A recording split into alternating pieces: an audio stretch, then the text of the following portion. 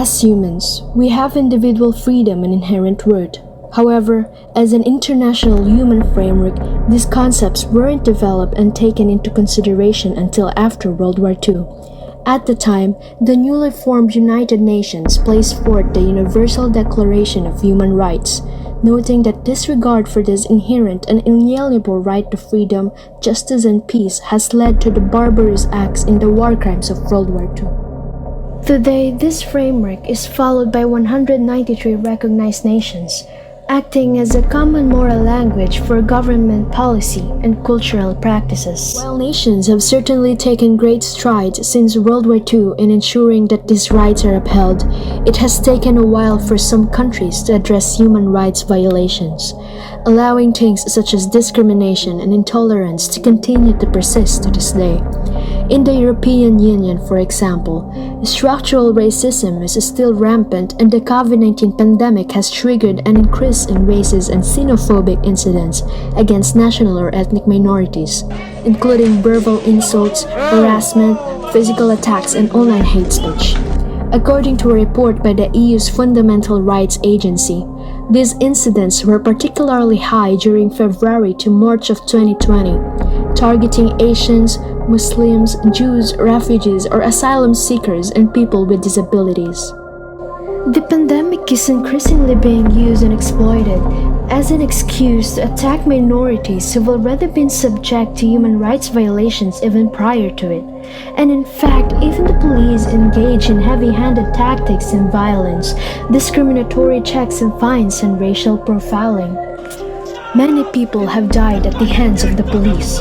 On April 8 of 2020, Mohamed G, 34 years old, died in France following a heavy-handed police stop for not respecting lockdown measures. Adil, a 19-year-old man of Moroccan descent, died on April 10 while being pursued by the police in Brussels, Belgium. Sabri, 18 years old, died on May 16 in a motorbike accident involving a police van. And in January of this year, Ibrahima, a 23-year-old black man, died after filming the police conducting an ID check on him. More than that, people of color in Europe continue to die prematurely due to racist structures within the state and society. Whether it is police violence or lack of adequate protection against COVID-19, racism has continued to violate human rights. The EU's Anti-Racism Summit took place last March 19, but took little to no measures to addressing the structural racism that enables the police or even European locals to get away with these aggressions. Instead, they focus overwhelmingly on the individual dimensions of racism, such as hate speech. If the EU continues to pretend that the leniency of their law enforcement and security policies or structural racism do not directly contribute to the deaths of many in their hands, they too become perpetrators of racial inequality and violence themselves.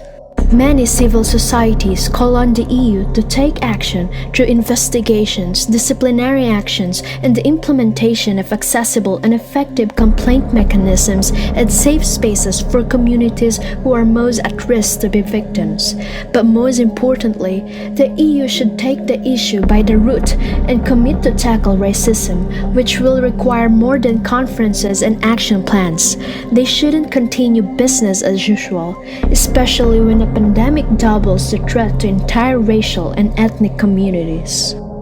Racism is a violation of human rights, and racism by law enforcement exacerbated the number of human rights violations in the EU. It seems that EU needs to look back on the UDHR as a guideline to commit to ending these atrocities.